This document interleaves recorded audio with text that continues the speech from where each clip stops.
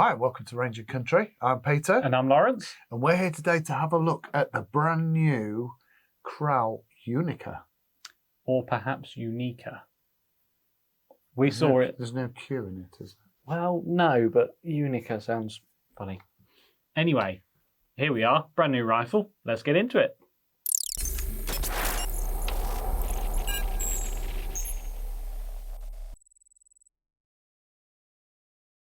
So first off, Laurence, let's have a look at the features of this brand new rifle. Now, your butt end today, so yep. Would you like to... The main sort of party piece, the main sort of selling point of this rifle is in the action, but we'll sort of tease you to start with. You should be doing this because it's the wood section. Ah.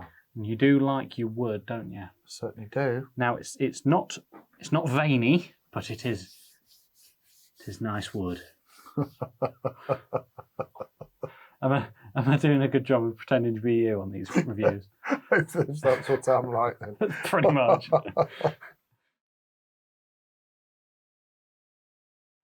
Right, so butt to muzzle, we've got this nice rubber recoil pad.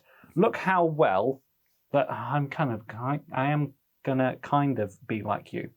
Look how well that butt pad is finished around that stock. Really well finished. Now we've said this about the Turks before, haven't we? Mm. How the quality and the standard of their woodwork has come on in absolute leaps and bounds over the last 2, 3, 4 years. Yeah, definitely. It's not very long, is it, since the woodwork was questionable at best. Yes. It was shaped with a blunt chisel and a lump hammer, I think, and a spoon in the factory. Yeah, a blunt spoon. I think. Blunt spoon, yeah. But yes, no, these are absolutely gorgeous stocks. No sharp edges, really well defined lines. As I say, nicely finished around this butt pad. I think they've invested in new machines, new stock making machines. There's something that's gone into it, yeah. I mean, the quality of this particular stock that we've got in, really nicely... Might run in the family, this, you know. Nicely fascination veined. with wood. There we go. Good wood. Now, this one has got some quite striking tiger stripes in it as well, hasn't it? Yeah. Which is, I mean, a gun of this price, it's a bonus to see, isn't it? Yeah. Very much so. Yeah. And I know that you were discussing this checkering earlier on as well. Yeah, it's some form of. We're going to have to get a close up, and there's definitely a word for it. Checkering. Brilliant. It's sort of hexagonal shapes that's designed to look 3D. I think it's ISO something or other. I can't remember from isocyanate. Is that a glue? Oh, I don't know. Something's calling me back to when I was a lad at school. Jesus, I do sound like you now, don't I? It isn't standard checkering, is it? It is, like you say, a modern pattern machined into the wood. Very, very nice. So we'll get a close up and show you it off better. Also, showing off the shape of the stock. You've got this lovely bulbous section here. Now, it's not quite at the right place to be a handhold, but it's definitely a place. And it gives you a bit more support on that front end, a bit like a hamster, sort of lower place to put your hand. That's quite nice. And the stock is quite vertical, a bit more of a pistol grip in here. I guess we're getting more into handling, but now I'm just looking now. I think that wood is there, and I'm just wondering. I'm hoping that they've put a reinforcing dowel down through there, because that's across the grain, isn't it? Yeah, we have seen certainly recently as well. Other stocks have a tendency to snap across here when they've not been reinforced. Yeah, that really does need a dowel or steel rod putting down through there, to be honest, and gluing in. Yeah. Hope they've done that. Yeah. Right. Stock. Wood. That's that. Check mark. Done.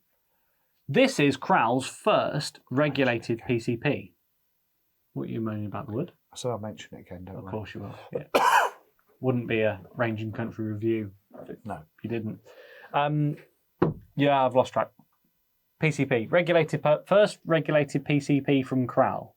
They're quite late to the party, aren't they? Yeah, but also are they the last manufacturer to put a regulator in their action? Probably. I'm sure. Yeah, probably. But that just means that the rifles have been bang on to start with without it. A regulator won't. I never tend to sell regulated rifles on there being any more accurate than their non-regged counterparts. They're just not. They will be more efficient, and the power curve will be a lot. The power curve should be less noticeable, shouldn't it? It should be a lot flatter than a non-regged rifle. So whatever pressure is in the rifle, in theory, should be the same accuracy and the same power. In theory. Doesn't always work. In theory, yeah. Yeah. We've done a little bit of testing, and we didn't notice a power curve on this as well, or indeed an accuracy curve, a sweet spot. So it seems to be doing its job in that regard. Time will tell about its reliability and that sort of thing. As we always say, we're not paid to do these reviews, so if it's not very good, we'll tell you it's not very good. However, it has been very good for us so far. Obviously, we'll get to shooting it properly in a little while, but in our zeroing, it's showing promise, certainly. What have we got then for the rest of the action? So obviously it's side lever. This is very, very positive. There's no clunk, clunk, clunk, clunk as the hammer spring comes back. It's very smooth all the way to the rear and a nice positive click.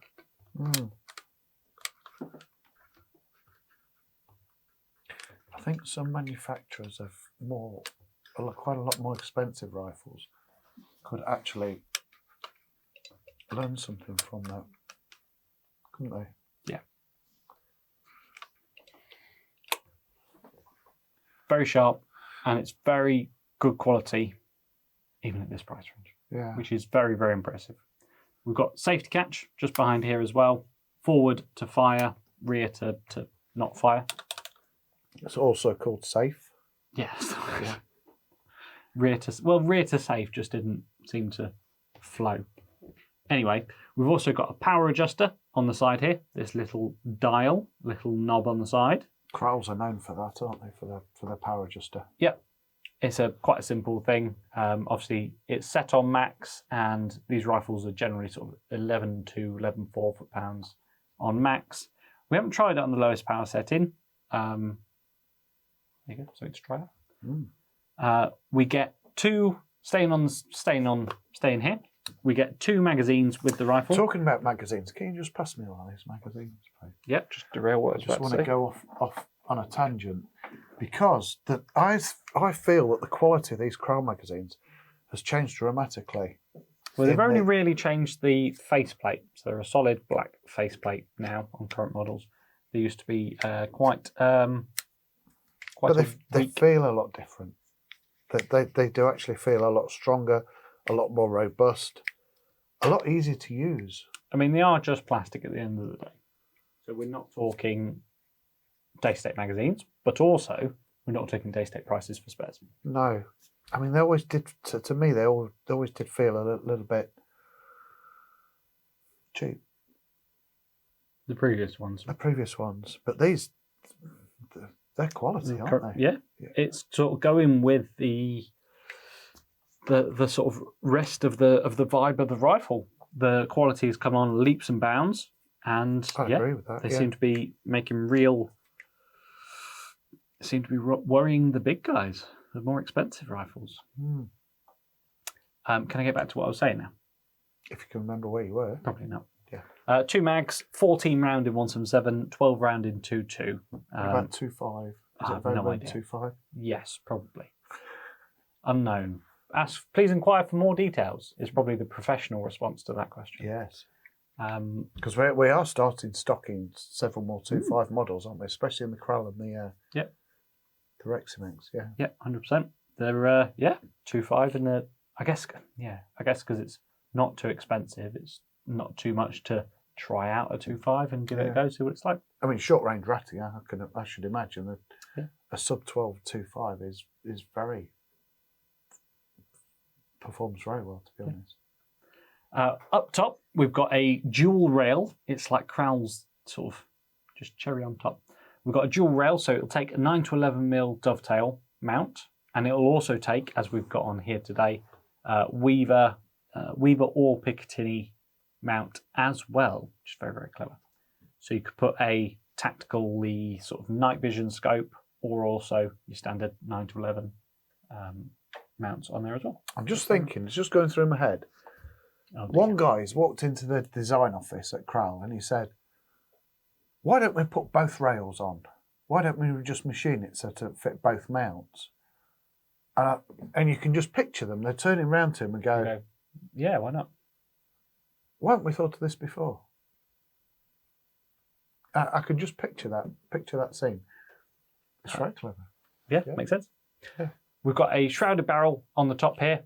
Doesn't really do much to keep the noise down, but it does make it look quite smart, nice.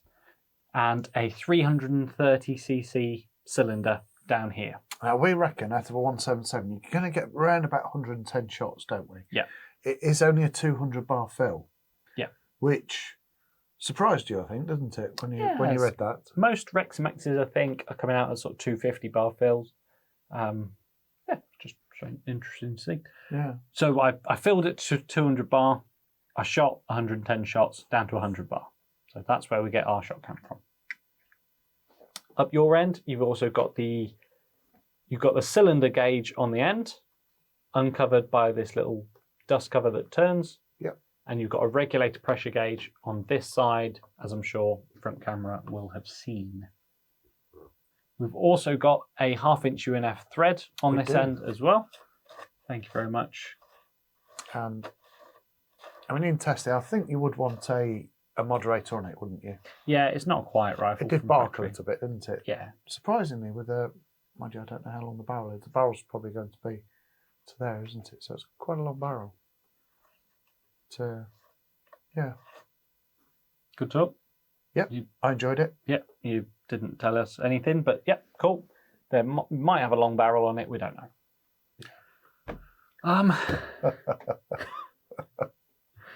About par for the course, isn't it? Yes. Dimensions. Welcome to Ranger Country. Facts and figures. Well, that's more of a handling thing. Should we drop into handling? We'll also talk about how it feels as well. What, the wood? Yeah. Slippery slope. Yeah. See you in handling. So, straight into handling then, Laurence. Lengths. Mm-hmm. We are 104 centimetres long, aren't we? Butt to muzzle. Yep. Which is 41 inches in old money. Mm-hmm. Yeah. And now, we like to weigh our rifles with a scope on. Now, we've put on this Valiant scope, haven't we? Yep. Which one is it? It's easy for you to say. Thems. Them eyes. I was right. Temis. So with the scope on, it's around about £8 5 ounces. Oh, that's cheap. Don't give up your day job. No, I won't. 3.7 kilos with a scope. Oh yeah, it is. With the scope on. So it's not really a heavy rifle, is it? No. There are a lot heavier. It's a sturdy rifle. You know, for bench shooting, it's very positive, I think. Yeah. It's similar sort of, I guess the design ethos of it was similar to the Rex-Mex Pretensis. Now, to me, we haven't got Pretensis side by side here, but Pretensis feels like a longer rifle, but they're sort of similarly stable on a bench. Similar sort of vibes, I guess. Pretensis, you can have regged or unregged, can't you? But the Unica is just regged only, I believe, isn't it? Yes, yeah, correct. Obviously, on the Pretensis, you don't get this very interesting, very nice stippling, and you don't get this stock. You don't get this nice wood. But yes. Now, in terms of a subjective thing, the pistol grip there is quite skinny, isn't it? I know you said earlier about it being very, maybe possibly prone to damage, prone to snapping there, but it's very, very skinny on there, and also the trigger's very, very close as well. So in testing, I was finding obviously with it rested, that I was sort of coming away from the stock a little bit rather than sort of gripping all the way around it. Now the trigger is adjustable, isn't it? You can change the angle of the blade there. Yeah, you can't change it, move it forward though. No. So that's one little thing to get out for. It is very, very, very, very comfortable, and there's plenty of rest on the back end to support it when you sat on a bench. The trigger itself is very, very sharp. It's very, very predictable. I had to go shooting it, and I really enjoyed it. Yeah, I believe it is adjustable as well, but obviously we always test all of our rifles from factory, so we're showing what you're getting. Yeah. Really, really good, really predictable. Certainly at this price range. Again, harkens back to what we were saying earlier about the quality coming on leaps and bounds. Yeah, seems very, very good. I think they've learnt a lot. I mean, they are. I always think they are quite hand in hand with Rexinex, aren't they? And they are sort of running neck and neck now, aren't they? Yeah. I believe. Yeah, it's interesting that this sort of not competes with, but it's a similar sort of vibe to the Pretensis. I guess the Pretensis is a bit more sporter style, a bit longer, whereas this is a bit more vertical grip. But otherwise, yeah, similar sort of thing. It's well balanced as well. There's a reassuring amount of weight on the back end. It's nicely balanced. We've got the scope on here. Where's the balance point? Somewhere around there, just in front, or sort of around that bulbous section in front of the trigger guard. So nicely balanced around the centre point, exactly what you'd want. Gone are the days of cheaper rifles not being designed very well and being very, very front heavy. Yes. Now we also have a brass stud pressed into the woodwork there, don't we? Yep.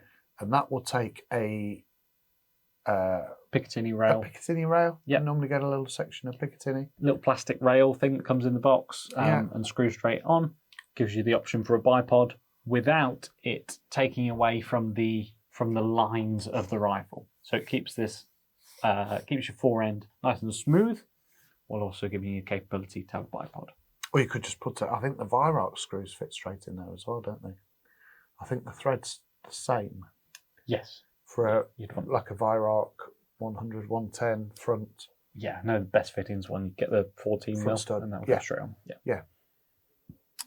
Quite a nice little touch. I guess it's probably straight M6 thread, isn't it? So that's probably why they're the same. Yeah, definitely. Should we have a go at shooting it? Let's have a go. Okay. Now, who's in the? Oh, it's you in the hot seat today. I'm in the hot seat today. Yeah. So we've both in sort of preparation for the video. We've both had a shoot of it. Just so happens that you plonked your bum down there. Pretty much. Yeah. Let's see what you can do. Let's get into it. So, Laurence, let's see how you can perform with this new rifle. We've got a 1, 2, 3 triple combo today of new stuff testing. Well, Barracuda 8s aren't really new, are they? No. Well, they are quite new for us. We tend to stick with Air Arms or QAS, don't we? We do. Unless we've got a gun that is just not 100% with one of those pellets or any of those pellets. And then we go searching, doing pellet testing. And we found these Barracuda 8s to be bang on the money. With the, I was trying to time that. You saying that? What, bang on the money? Yeah.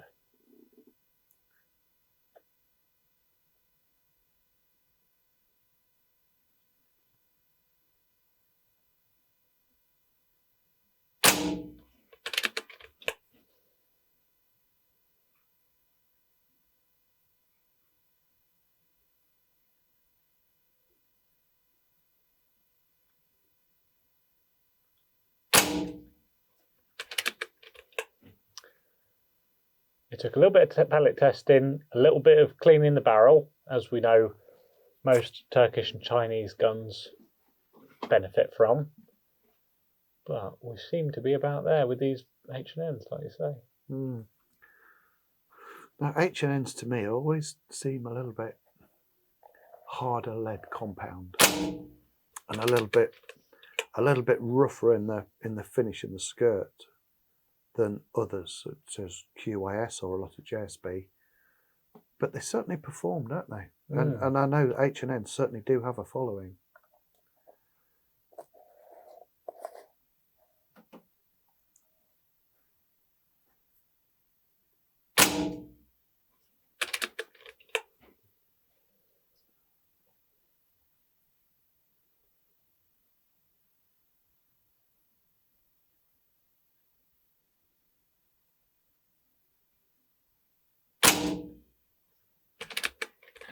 This has got to be a first for Laurence, I think. Don't want to put him off. Don't want to up his ego any.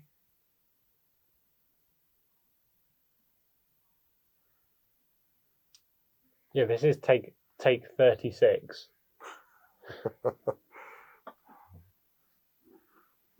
Don't want anyone thinking I can't shoot. Nobody would think that, Laurence.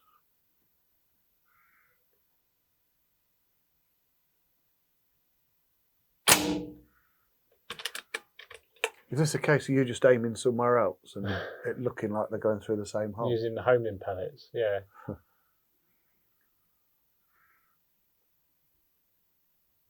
I mean, it's going to happen at some point. I'm going to just jolt or something, and it's going to go off into Not necessarily. Narnia. Not necessarily. But I know that the more shots you take, the higher the pressure builds.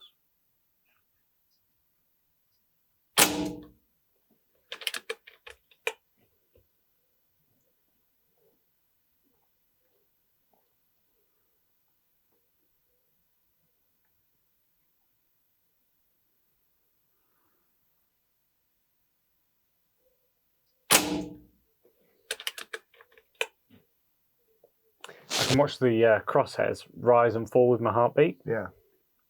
It's quite strange. It's quite, and it's just you and your own heartbeat. It's that, I think it's that vein in your shoulder, isn't it?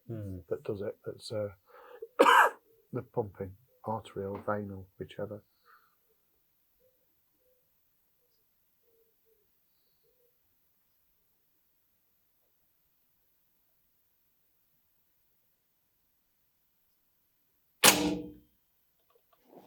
How many is that? I think that was 10.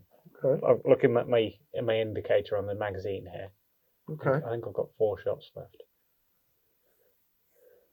Question is, do I chance it on the target? Of course. Yeah. I can take the mickey more then. The wind might pick up though.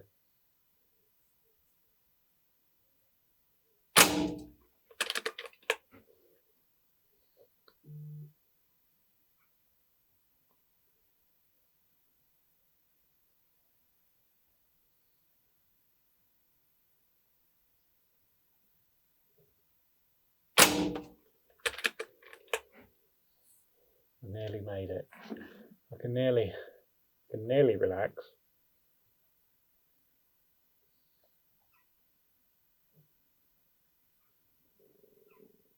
I think this is my last shot.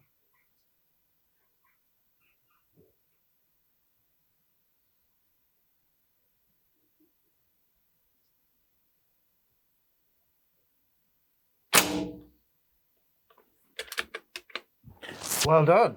That is, I was sitting there with bated breath, I must say. So was I. That was pretty good. That's rather good. Now, out there, isn't it? Yeah, I mean, other pellets were pretty good, and a lot of people would have been happy with the results that we achieved with Airguns pellets. Yep, standard Diablo fields. We tried QS. I think it was standard weight. And we tried the new JSB short, didn't we? Yep. They were good. They were very good, but they just weren't as good as the gun should have been. And I think we found. I mean, I dare say if somebody would really to go through extensive pellet testing, it's probably even a better pellet than the Barracuda 8, to be honest. Yeah, exactly. For the gun. So, but it's not a problem. But the thing is, I think, pellet testing can take on its own. It can become its own hobby in itself, can't it? You could be sat in front of the telly, counting pellets, weighing them, sizing them, lubing them. I think you do that if you don't have a telly, though. I think if you got a telly, you don't do that. Or a partner, I guess. Just divided the whole airgun shooting community. Okay, we'll leave that at a place that we can cut out if we. And we'll see in the conclusion. We'll go grab that target in and see what it actually looks like. So, Laurence, we need to summarise this Unica. Yep, Unica. No Q. Well, it depends how you want to pronounce it, right? Because we first thought it was Unica, and then we thought it was a bit of Probably is Unica. Pronunciation for it, yeah, and the meaning and stuff. But also could say Unica because it's sort of Kral's first regulated. That's what I'm going to go with. There's still no Q in it. Yeah, but it's Turkish, isn't it? So it could be Anyway, I quite like it. I really, really quite like it. It is everything you would want a sit down at a bench rifle to be. It's not a light rifle. It's not a short rifle. So if it was out and out hunting, wandering around and rat bashing, I guess, probably not how it's designed for. Certainly with the isometric drawings on the isometric on the not on isocyanate. Yeah, correct. We googled it in the on the change around. Yes. So it's Google it. It makes sense. Have a look at it. We'll see. I really, really like it. Now, quite often, well, we always show the bad bits as well as the good bits, don't we? Yeah. So what's the bad bits on this rifle? Because I'm not really having many come to mind.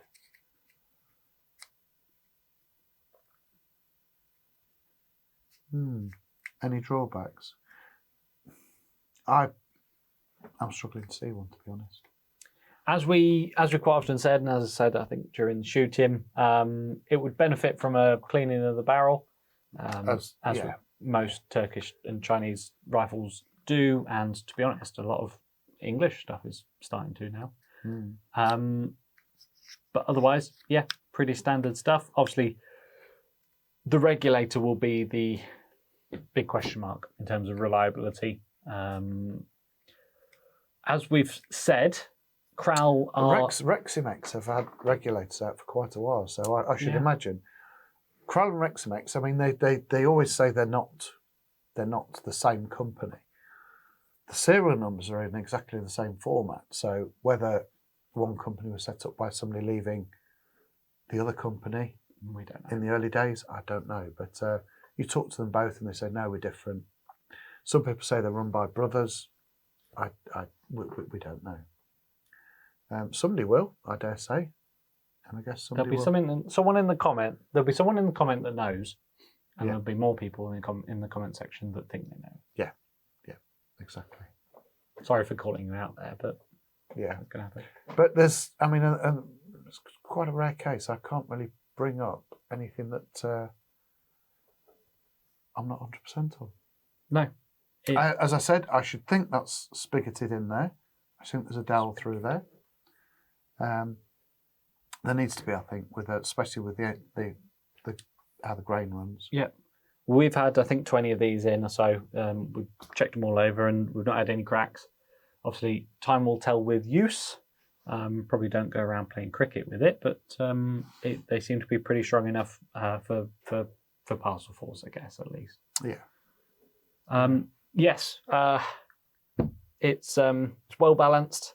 It looks really smart. It looks different as well, while also staying traditional. It's well equipped, side lever, regulated, 2 mags, threaded for a moderator. It's accurate. The trigger's really sharp. What's not to like, basically. Now, price point. We haven't discussed price point, have we? No. Mainly because I don't know what the price is. I think we're between £500 and £600. Okay. So it's not Kral's cheapest rifle, certainly. No, it's not. But like, it's clearly there's some money gone into the stock. This stock is I agree with that. as good as as good as a Manelli stock. It's finished very, very well. We had this with the which Punch rifle K. was it? Was it the Puncher K? Yeah, because you were like, oh yeah, it's good wood. I don't think I Rewind. did that. Yeah, the Puncher K. And I'm pretty sure that they've invested in new stock making machinery. Yeah, this finish on this stippling, this isometric stippling, is very, very smart. It's the first time I've seen it. I think this has been a game changer for them, to be honest. Ooh. It really is. It's yeah. It took us a little while to get the right pallets for it. A lot of them were good. Yeah. A lot of them were good, but they were just not quite what we wanted, what we'd hoped for. Not quite YouTube brand new review. No. Good. No. So, as I say, the reliability will be my only of the regulator, not concern, but thing to watch out for. But otherwise, yeah, I'd agree with that. But as I say, Reximex have had the regulators out for quite a while. They're quite a simple little device, actually, aren't they? The regulators. Never seen one. I think the more simple that they are, the better they are, actually. Yeah. I think trying to overcomplicate the design of a regulator causes problems. Yeah, definitely. Okay, well, what more can we say? We've been sort of as I always say, get your hands on one. See what you think. Have a try. Down your local club. See if somebody's got one. Yeah, I don't think you'll be disappointed. No. Yeah.